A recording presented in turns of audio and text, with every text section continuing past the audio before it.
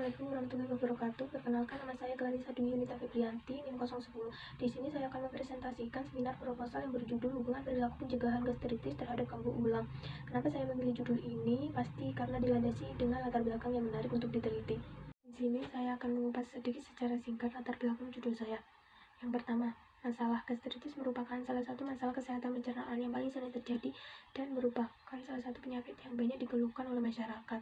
Suatu inflamasi di lambung yang disebabkan oleh iritasi pada mukosa lambung yang dapat mengalami pembengkakan dan peradangan serta menyebabkan infeksi juga disebut sebagai gastritis.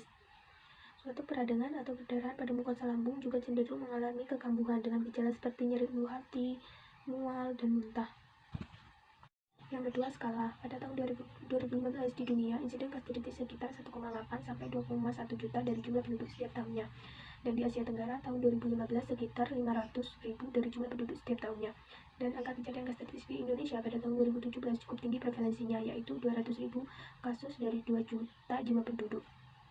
Depkes RI tahun 2017, angka kejadian gastritis di Jawa Timur sekitar 40,8% dari seluruh kalangan usia. Dan di Banyuwangi pada tahun 2019 ditambahkan sekitar 2.246 orang menurut Dinkes Banyuwangi 2019. Dan data yang diperoleh dari Puskesmas Kalibaru menunjukkan cakupan 451 orang. Yang ketiga yaitu kronologi. Gastritis dapat disebabkan oleh terlalu banyak mengkonsumsi makanan yang bersifat meningkatkan asam lambung seperti makan pedas, asam, dan juga cara memasak makanan yang tidak matang yang sempurna. Dan juga dapat menimbulkan terjadinya kambuh ulang terhadap gastritis. Adapun faktor yang dapat menyebabkan gastritis tetapi yang paling sering yaitu perilaku makan. Dari segi biologis, perilaku adalah suatu kegiatan atau aktivitas organisme atau makhluk hidup yang bersangkutan. Selanjutnya yaitu solusi. Upaya untuk meminimalkan bahaya tersebut bisa dilakukan dengan peningkatan kesadaran masyarakat tentang hal-hal yang dapat menyebabkan penyakit gastritis atau kambuh ulang terhadap gastritis, seperti mengatur pola makan dan mengurangi makanan pedas, dan dapat juga meminimalisir perilaku yang bisa menyebabkan kambuh ulang terhadap penderita gastritis. Nah, selanjutnya kita masuk pada bab 2, tinjauan pustaka. Di sini saya membagi ada 3 subbab di tinjauan pustaka.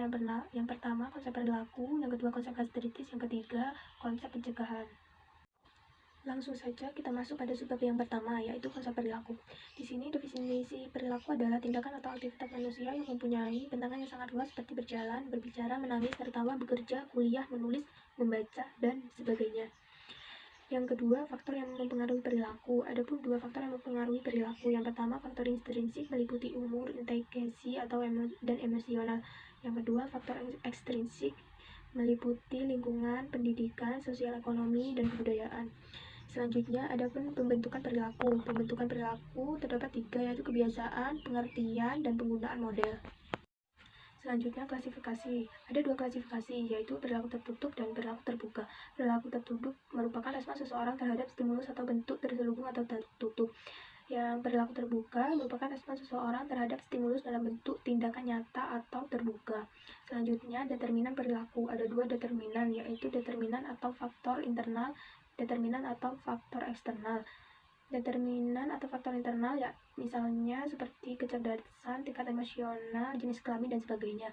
Dan determinan eksternal seperti pengetahuan, sikap, dan tindakan. Selanjutnya kita masuk ke subbab yang kedua, yaitu konsep gastritis. Di sini definisinya merupakan gastritis adalah suatu peradangan yang menyebar pada mukosa lambung sehingga berkembang bila mekanisme protektif mukosa dipenuhi dengan bakteri atau bahan iritan. Gastritis merupakan peradangan mukosa lambung yang bersifat akut, kronik, difus, dan lokal yang disebabkan oleh makanan, obat-obatan, zat kimia, stres, dan bakteri. Yang kedua yaitu etiologi. Gastritis akut disebabkan oleh penggunaan obat-obatan analgetik dan antiinflamasi, terutama aspirin secara bebas tidak menggunakan resep dokter. Yang selanjutnya gastritis kronik. Penyebab yang terjadi pada umumnya belum diketahui secara rinci, hanya saja sering bersifat multifaktor. Selanjutnya ada manifestasi klinis. Gastritis akut, gambaran klinisnya meliputi timbulnya hemoragi, perasaan mual dan ingin muntah, gejala asimptomatik, memuntahkan makanan yang membuat lambung iritasi. Selanjutnya gastritis kronis. Pada kasus gastritis kronis sering terjadi penderita mengalami gemes dalam memakan sesuatu, ketidaknyamanan pada mulut, terjadi mual dan muntah, dan mengalami penurunan nafsu makan. Selanjutnya patofisiologi.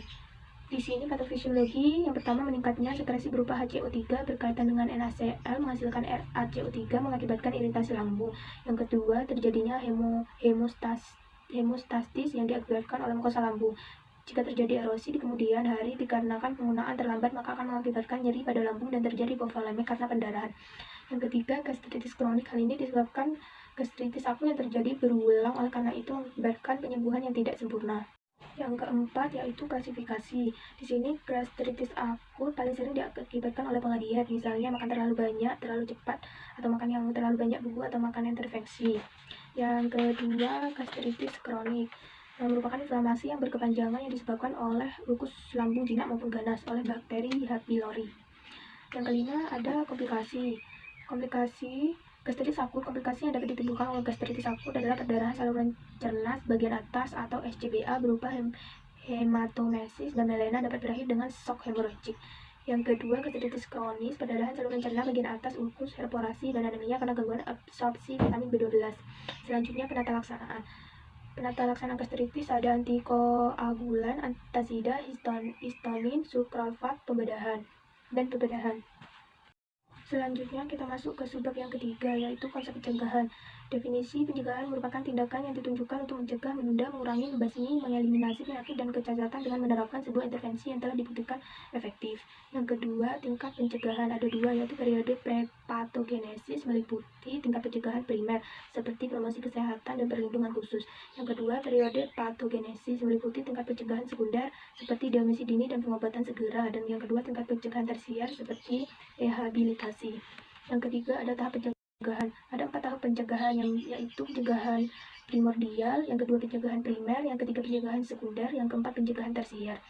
Dan selanjutnya ada tindakan pencegahan penyakit gastritis seperti minum obat NSAID sesuai anjuran dokter, ya, dan menghindari infeksi bakteri H. pylori, dan kurangi konsumsi alkohol.